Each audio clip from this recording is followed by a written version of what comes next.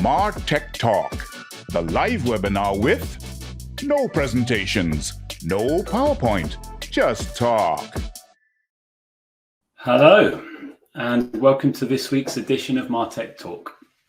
I'm your host, Luke, and today we'll be joined by three excellent panelists. But before I introduce them, let's set the scene for what we're discussing. This week's topic is developing a sustainable model for effective personalization. To break that down, we're going to start by focusing on personalization. What is it that your company needs from its relationships with its customers? And what do those customers need, be it a sale, a demo, a download, or any other type of conversion? And we're going to be talking about this in the context of a content tunnel. So from the top of the funnel, during the awareness stage, through the middle, the consideration stage, to the bottom, conversion stage. And why it's so important to leverage data to work out where customers are in this range. Of course, one of the points here is that there is more data than ever and more channels to collect it from. So we're going to be looking at how these multiple channels can be used, and crucially here, how that can best be leveraged to achieve the holy grail that is the omni-channel personalization. Then we'll drill down into the tech itself and take a look at how your CRM system can best be used to increase customer engagement. This may also involve looking at change and how you use that system, or indeed changing the system itself to suit your needs better. And as ever in this day and age, we'll be looking at all that with a healthy pinch of salt, allowing us to keep focused on the fact that the pace is now so fast. The ability to adapt is in itself all a part of building sustainability in these practices. So let's begin by welcoming our lovely guests, in no particular order. Can I ask you to turn on your camera and mic when I introduce you, please? We've got Linda, who is the head of performance marketing at home furnishings brand Sklum. Hello, everybody. Hi, Linda, welcome. Thank you. And we've got Kai, who is the head of CRM at IT services company JUCR. Hello, everyone. Hi, Kai. Thanks for joining us. Thank you. And we've got Tommy, the director of CRM and MarTech at global dating brand Spark Networks. Hi, Tommy. Hello, everyone. Thanks, everybody, for joining us today. Okay, let's begin with our news item for this week. We've got an article here which is about Starbucks, a company you may or may not have heard of.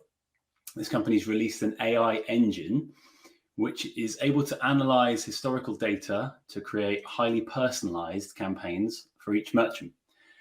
And this bit is crucial for our talk today. It can do this, tailoring it all to the specific needs and preferences of the target audience. So AI, personalization, and data use. So what came up for you when taking a look at this article? I know you have some interest in AI, Linda, so if I could come to you first. Yes, sure. I think AI being in the news now everywhere, it's important to always know where to best apply it. And I think being a very complex topic, the personalization of your communication with your customers or users, it's probably a good moment where AI can help us find the sweet spot between collecting all this data and actually using the data in a way that makes it more suitable for our communication to the users, and that in the end you don't just collect a vast amount of data and then you still don't get it right. So I think that's very important. It's very new also, so I guess there's also still some moments where things don't work the way that it's supposed to work. We know all that if you do it manually, there's many mistakes you can make.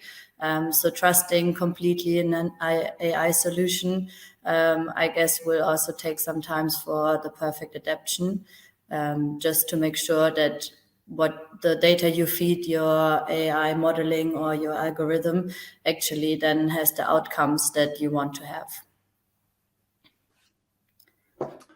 Thank you. Yeah, manual and AI. It's the time of transition. And with that, we'll transition to Tommy. Yeah, I think kind of like AI is super interesting, especially when it comes to the content. There's such a huge demand for content. I know that you can use AI and machine learning or whatever to kind of like deep dive into the data, and you can have a million different segments and micro segments and personas and audiences and whatnot. But how to communicate to all of these in a personalized manner, you need a little bit of help or a team of a million. And so I think it's very, very important to kind of like adapt these tools when they're available in a healthy manner, as Linda said, kind of like it's not all truth. So you need to have someone that validates it, but it creates that whole idea in that you can communicate to a lot more people in a lot shorter time span, and it's a more accurate what you communicate, and it's not just one fits all. And everybody wants to go into the whole hyper personalization or omni-channel or whatever, and AI can help with that. So super exciting. Thanks, Tommy. Okay, Kai, how are you feeling about this? In general, I think it's all very exciting, and the future is very interesting, and it would be very interesting to see how it all develops. I do think that it at part might be a bit of a sort of hype and a lot of sort of interest in that without.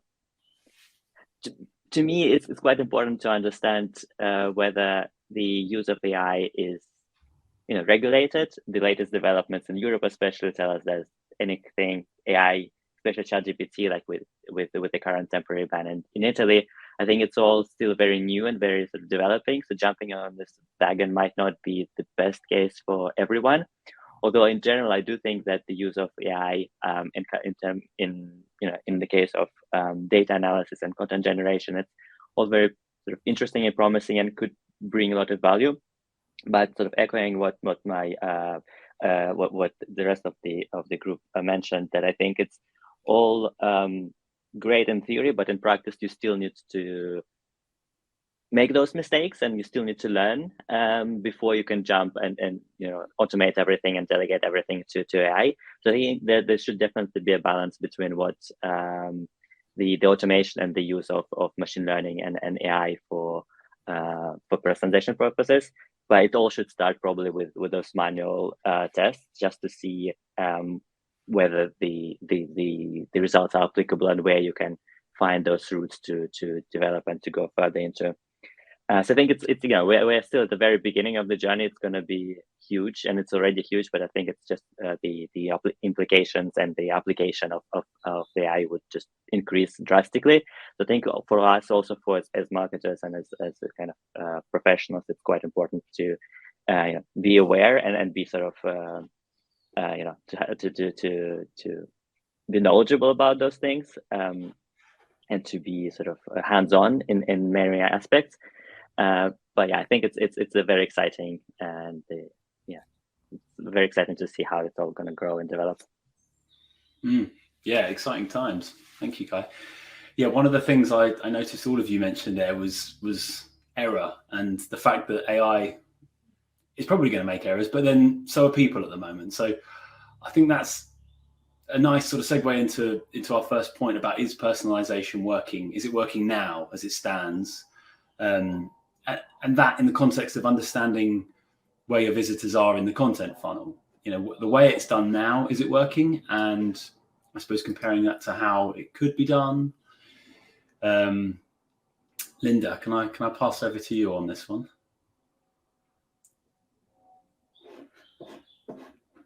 Oh, Linda seems to have frozen. We'll give her a little time out there. Tommy, are you okay to say? Yeah, hopefully I'm not frozen.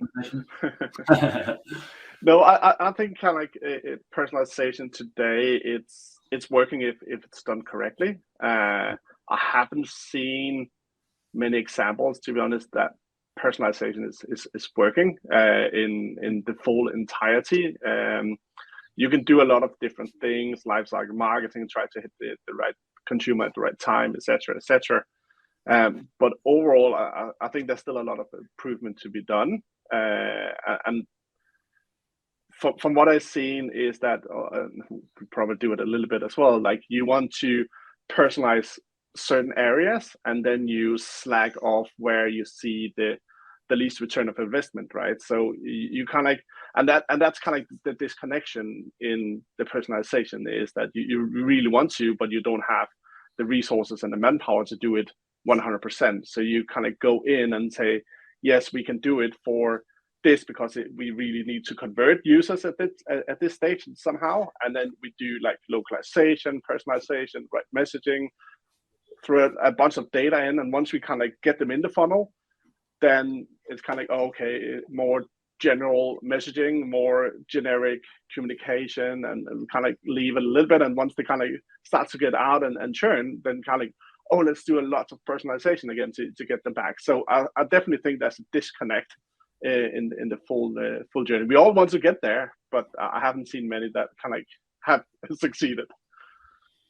Yeah, and I suppose where you're working with the dating scene, there must be so much data you're getting in, but of course it's all based, well, a lot of it will be based on what people are telling you. And is that always truth to start from? Yeah, no, it's definitely not. It's definitely not, and we know people lie, unfortunately. So if you lie about your eye colors or your height or whatever, so we only as good as the data that comes in, right? And we can do a lot of things, but there's a lot of black boxes. Like we do know how people interact on our platforms, etc., etc. But once, especially kind of with dating, our biggest black box is that once you meet someone or start chatting more intense with someone, you tend to go off platform. You tend to go to other chat apps or whatever, and then we are totally blind spotted, right? So we know the customers in there, we know they had interactions. All of a sudden, they kind of just leave. Is that because of X, Y, and Z? We have no idea, and then we need to put a lot of work into it, and that's kind of where, luckily, kind of like machine learning can help a little bit to try to find those patterns and to come in. Okay, and that makes me think of multi-channel stuff, but we'll move on to that next. I see we've got Linda back with us now. Welcome back, Linda. Yeah, we were just talking about, is your personalization working at the moment, and about the kind of the data that you have to work with at the moment, and yeah, I wonder how your experiences of that have panned out so far. In our case, we work with different countries within Europe. So we have 10 different languages that we need to serve as well. So plus our databases has been starting to develop without a lot of information. So now we are at the point where we are starting to increase the communication we send within personalization, where we always want to make the difference between what emails do we send out or what communication do we send out just to like the big part of the database, and how can we increase this percentage of emails or other communication that go out in a personalized way. So now we have the two big challenges where one, our database is not quite ready for it because the collection has been very simple with sometimes even only the email address. And then the other big part is the multi-language problem, where it's on the one side, to what extent are we capable to create all this content in different languages, where AI probably could be a good help as well. But then also the technical part, how do we make sure that we identify correctly the language everyone wants to receive the communication in, to make sure that the technical part is correct and that we don't have parts that are static and others are dynamic, and suddenly you receive an email that has two different languages. So we are trying to make sure everything works, but we are definitely not at the perfect moment yet. Yeah, that sounds difficult with the language understanding there. Is that how are you getting around that? Because that sounds like a very difficult issue if you don't really know, because someone obviously with a VPN could appear in one country and then they could be speaking another language. So also, as we work in Europe, I guess there's also a lot of cross-border behavior where people maybe live in France but order in Germany, or sometimes order in Germany, sometimes in France. So it's always difficult to make sure or to find out what is the information we receive from the customer that makes us believe that he's more French than German, for example. So yeah, it's I think as long as you make sure that the email only is sent in one language, I think it's already a good moment. Yeah, stick to one, cover your bases. Okay, Kai, we come around to you. Sure. Well, to me, I completely agree with what we've just mentioned. It's to me basically it's kind of about the scale, especially when it comes to sustainability. What we're trying to do at the moment is just start with the most basic but well working sort of foundation of it, of the whole kind of data collection and data analysis as a base of personalization. To me, the core of it is the right platform and the right kind of tooling in place, the right stack in place. And from there, kind of, I like to what Toby also mentioned, that it's sometimes very jarring how like some parts of the funnel, life cycle of the journey, they're very personalized, like very fine-tuned to the person. But then in the others, especially, it always tends to be the case that once the person does the conversion, that like the initial conversion that the brand is aiming for, then the rest of the journey is kind of very generic. But then exactly as Toby mentioned, once we want to bring a person back, we again start to be very like nice. It feels a bit manipulative, to be very honest. So for me, it's quite important that I'd rather start with a basic scenario, but make that very well defined, very very well produced, with the right touch points in place, with the right triggers in place. Make maybe as many tests as possible there, but basically fine-tune and find the things that work the best, that convert the most. Not just because also working is a very broad term. So for me, it's important to understand what is it we want to drive and how personalization can help us drive that, but make that so that it's kind of beneficial and sustainable both for us in terms of resources. Again, that comes back to having the right stack in place, but also that it is meaningful to a user, and that can be quite difficult to achieve because what we as professionals think is exciting and interesting to do, and it may bring some metrics, like some of the important metrics to us that may not speak to user at all. So what I also try to, and what I think is important to do to make sure that your personalization is kind of, your efforts are moving in the right direction, is to do a lot of experimentation and testing. But to me, it's also important to test a hypothesis and not just test for the sole purposes of testing, which is great at times when you start, but also it is, I think, it's good to use the data that we collect and to form some basic, but some hypothesis from which you will start testing and start kind of growing up from there. So for us, it's a journey, and the journey is just beginning. But I think with the right foundation, with the right kind of strategy, testing strategy and data utilization strategy, it all kind of can be translated into much more impactful and kind of value driving performance.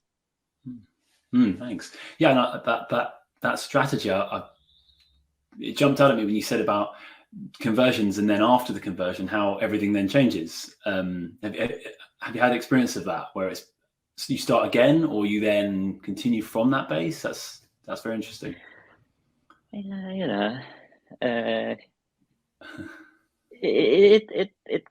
makes sense on one hand to, because also the resources are limited, and also you want to put most efforts into things that kind of will affect your metrics, your conversion sort of behavior, and the conversion behavior. Like, you don't necessarily have much. But basically, I think it's what I kind of gathered. I also started with working in scenarios where personalization was in place before the the first aha moment and whatever we want to call it.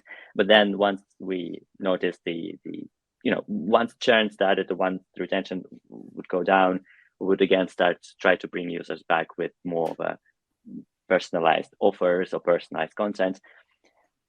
And it's all fair, and it's all kind of not fair, but it's all part of the game. But I think it is important to understand that we want to have a story, and want to have a journey with the user, and this journey should feel as organic as possible.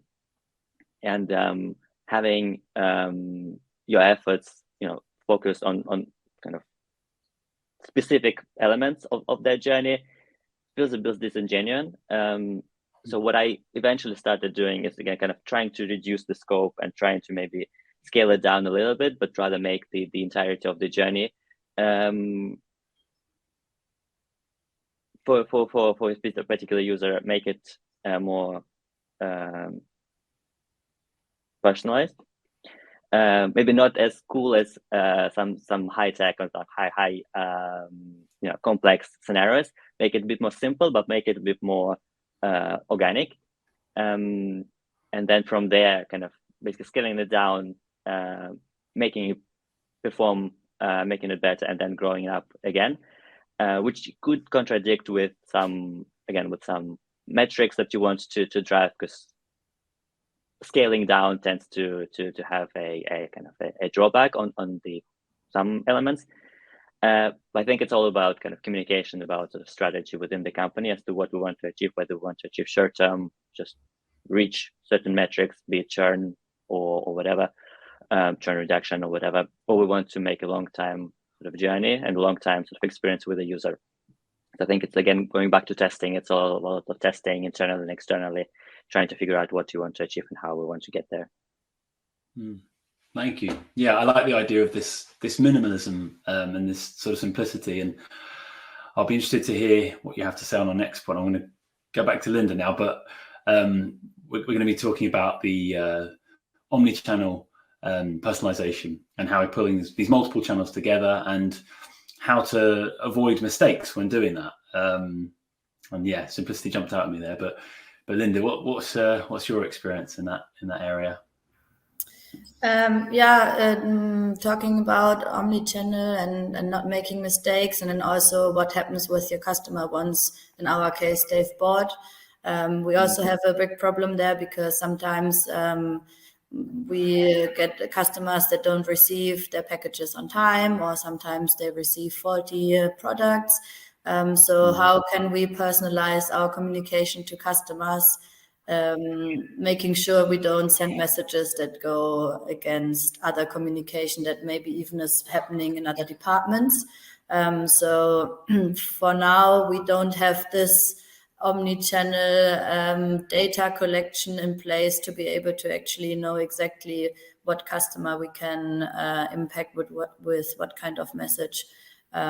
Because we are missing this part where we are not exactly sure what happened with the order after someone bought online, which is something we track, but then after, the tracking gets a little bit more diffused. And so for now, for us, it's more important to not interject or interrupt the communication that our customer service department has with the customer, which is much, well, the most personalized communication you can have is on the phone. So we don't want to interrupt this communication with false personalization when we don't know exactly what's happening with the customer. So I guess this is the ultimate stage where then after someone buys, you can know exactly what happened, what time did they receive the package, when is the moment that they could potentially leave a positive review, how can we facilitate also the information to the customer service in order, if we were able to identify those that weren't so happy with the order. But I guess this is something that for now would require many resources in the IT department, just because all the tools that we use, they're not native with each other. So everything requires like a custom integration. So for now, this is something we would really like to have as marketer, but in terms of technical integration and also correctness, for now, this is nothing we can attack in the short term. I had exactly that experience the other day. I bought something and I'd kept something in my cart that was almost identical, but I bought the other thing, and then I got a follow-up email a few hours later, sort of, do you want to come and grab this? And no way of sort of integrating the internal channels there. Exactly. Yeah. Yeah, very important. Tommy, pass over to you. Yeah, well, we do we don't sell stuff like that. Well, we sell love, but for us, it's more. We do have a mixture of different platforms, different brands. One user can decide to both use a browser and an app. So for us to kind of trying to figure out which platform they're going to use for communication, like we have all communication channels available, if it's like in-app, pop-up messages, email, etc. But if we send in-app and we know the customer, they were kind of on the app, that makes total sense. If they are not in the app or then email, so trying to figure that one out and get the data to help us in a way to figure out where the customer is. That is the tricky part. And as I mentioned earlier, kind of once they kind of go offline or at least out of our product, then it starts to become a little bit more difficult to try to predict what they're doing. Like we can see if two people communicate with each other and then both all of a sudden leave, yes, okay, or become a little bit less inactive, then they probably communicate. So we have a lot of different indicators, but it's a lot of guessworks that kind of try to come in, and a lot of like testing and hypothesis and kind of coming in and saying, okay, so we think this is what happens, and we don't always get it right. And that's where kind of personalization is a little bit more tricky, because we can try to tailor the communication, but we do not know what you're doing. So we kind of scale back a little bit what Kai says. So we actually scale back on the personalization and shoot more generic until we have a few more data points that we can then trigger on. So it's all of that kind of getting our system talks ish, okay, with each other, but it's the human behavior that is the trickiest data point for us. Right. So there's this merging of sort of internal and external data points to kind of get a clearer picture. Yeah, exactly. Like once on the platform, we know everything, and we can tailor the messages, but we don't know what people are messaging to each other or whatever. Like that is out of scope, of course. So we know interactions and we know likes and swipes and all of this, but once you kind of like, if you cancel your subscription, do you cancel because you are in a relationship, because you found love?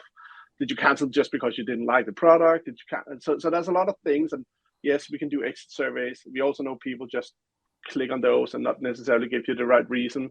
So we cannot fully rely on that data either. So we are quite reliant on people providing the right data. Otherwise, we need a lot more data points given by the customer before we can start doing personalization, or at least decent personalization in that aspect. Right, the effective type you want.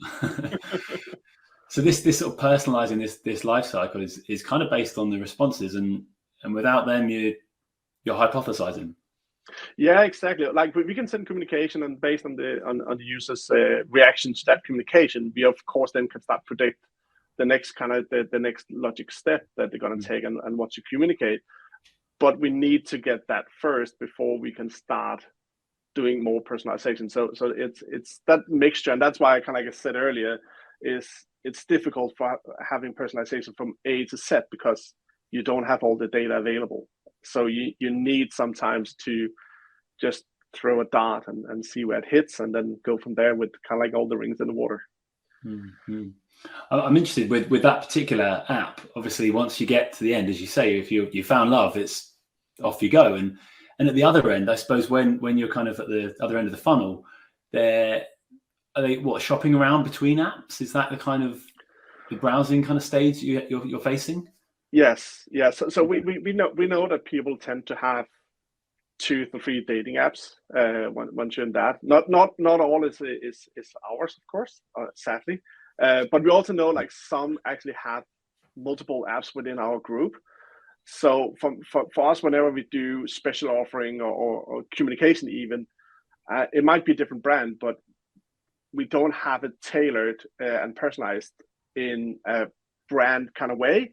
So if you use 2 of our apps and you receive a promotion, they will most likely be quite similar, just with a little bit of different branding, etc., etc. So that is something that we have to take into account as well, to kind of do that split whenever it's different brands as well.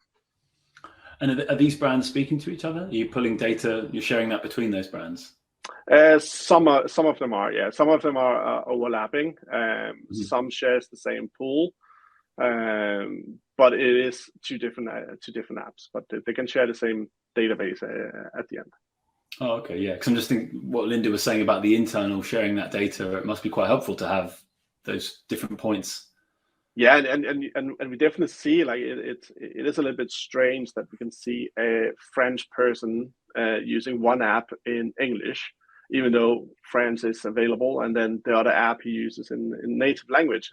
So it's kind of like, okay, so how to communicate to this customer, right? So that is a little bit tricky, and then you kind of like just have to go with one or the other and not try to mix them up.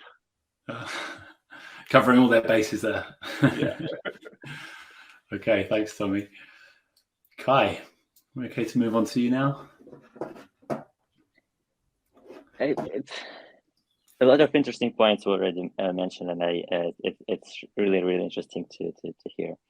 To me, I think the core of sort of multi-channel approach is to have sort of a unified user view. So to have unique IDs, like one unique ID. Any way to identify a user throughout the channels, and that can be quite difficult, especially if we're talking kind of cross-device, or if you want to, especially like in the sort of upper stages of the funnel, it gets quite difficult to understand who is this particular user and where they came from, be it cookie reliance or and a lot of regulations and a lot of sort of tech limitations that sometimes occur. Like the post-registration part of the funnel, at least in our case, it's pretty straightforward, in a sense that we are an app, primarily an app business. So it's kind of everything within the app is fine, but everything that happens outside of the app, that can get quite difficult, especially as Linda mentioned. The offline world is a very difficult beast to conquer, and it can get quite difficult to kind of utilize the data that we have, or utilize of the performance. But those are extremely valuable user points, data points. So it also kind of goes back to just asking people, asking users, be it with NPS or just any kind of zero-party data collection logic that we can build.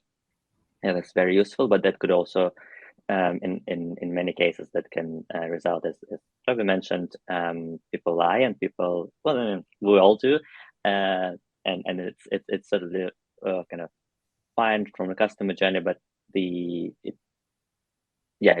can kind of create scenarios where you just your data is not as reliable as would like it to be. So again, it's a lot of trial and error, failing and learning from the failures. But I think it is important that we don't just avoid mistakes because we fear those mistakes, but rather we learn from if we were to make mistakes, and if we were to see that some things are not performing as well as they should. I always try to break it down, learn from that part, understand what didn't go right and it didn't go wrong, be it on the cross-channel, we could form other hypotheses and test other things. But yeah, I think the data part, and especially like we're learning with a lot of we collect so much data. It's also a matter of sort of breaking it down and seeing what is important and which data is valuable and which is interesting to see and to look through, but it doesn't matter, like it doesn't bring much benefit. So going back to the point of scaling down, it's also I think important to play around, but eventually find the points that are of the most importance and try to fine tune the kind of the pipeline there. Lots of trial and error and testing and figuring out the right focus areas. So that scaling down, is that finding the sort of most reliable pipelines and just using those and then building on that? Yeah, exactly. Finding the ones that sort of, because we also are businesses, so we also need to drive value. So I think it's finding the pipelines that sort of drive value for the business, but also are reliable enough, and then building up from there. So you kind of building around those pipelines, understanding how you can use this particular relatively reliable data to get some results. And once that is in place, kind of building up from there to kind of expand and to add more, to try to see if what would happen if you add some other channels into the pipeline, so other data into the pipeline, or what would you do if you merge the data at the later stages. So you don't use, you have, your pipeline is clean enough, but then you build the data layer and the data structure where you would push this data to a warehouse and then merge it with your internal data and see how then from there on you can use this data to expand for whatever purposes you need to. So generally, I think also from our as sort of from our end, I work in CRM, but to me CRM is not all about kind of, it's not marketing, but it's also not product, but it's also not, but at the same time is data. So I think it's all about kind of also having bigger picture and understanding the data and understanding the data structure, but ultimately kind of working from the ground up, from the things that that work, and then having that in place to try and expand to other areas. Nice, solid way of doing it. Yeah, thank you, Kai. And you mentioned the CRM then, so I'm going to come back to you again on that one. That's our next point we're going to dip into, Linda. Just sort of the best strategies for increasing customer engagement through your CRM. And yeah, it'd be good to hear your experiences of that and any helpful hints and tips that you've come across. I think in general, as what was mentioned before, trial and error, I guess, is the best way to find this functioning workflows that will actually make a difference.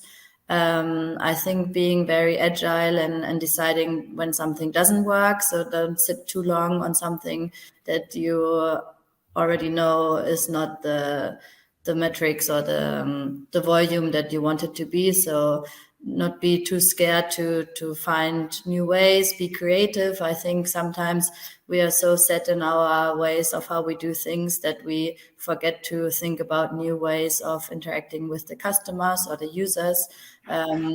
Don't be scared to add an extra point is also what Tommy said. Sometimes it's easier to make a broad email and then see who interacts within this email and then personalize on basis on this information, which is more recent than maybe other data you have about the user. I think here AI can be also help in creating just a lot of material, just to be very fresh and up to date all the time. In our case, for example, we have a lot of new collections of products every year. So it's very important for us to always have the image with the new collections and the new products. Don't have anything in any of the communications that has outdated data, which is difficult to manage, obviously. But I guess AI will be helpful in this sense. Then in general, I guess, just keep testing and make what another thing that's sometimes a little problematic is the size of the audience. So if you segment too small, then maybe you have the perfect personalized message, but you impact maybe 10 people. So don't lose focus, I guess. Don't get too caught up with ideas that then might end up in being just not impactful. Yeah, makes sense. And we've had a question in here from Gerald, and it mentions something I think you mentioned yesterday, Linda, in the rehearsal. So I'll read it out. Without wanting to say something horrible about our current CRM, rhymes with Cubpot, but do any panelists recommend using a particular CRM on the journey towards omni-channel personalization? I think you had an experience with that particular CRM, Linda. Yes. I mean, I think in the end, unfortunately, no marketing tool is perfect to the sense where they can fulfill all of your needs. I wish there was one tool that would fulfill all of my needs, but I know there isn't. So I guess it's more the question of finding, knowing what you need. I guess is the first step. Knowing what will be your pain points or what will be your specific setup in terms of stack that you're already using. In our case, we sometimes take a long time to make decisions on specific tools because we want to make sure that we contract the right one. In this case, it wasn't really what we were expecting. But as I said, I think no tool will fulfill your needs 100%. So in the end, it's just making sure that you use the capabilities of the specific tool. Also, I guess there are so many ideas that you want to put into practice that if you concentrate on the ideas that you can actually do with the tool that you have available, you will probably already busy for the next 1 year or two. So sometimes it's frustrating not to be able to do exactly what you want to do in this exact moment, but then I feel like being flexible and thinking about other projects or other workflows that you wanted to put in place and see if they're maybe more easy to realize with the specific platform, then maybe you can avoid the stress of of unhappiness. But yeah, it's difficult. I've worked in the past with Active Campaign also, but I think it was a different setup. It was more for lead generation.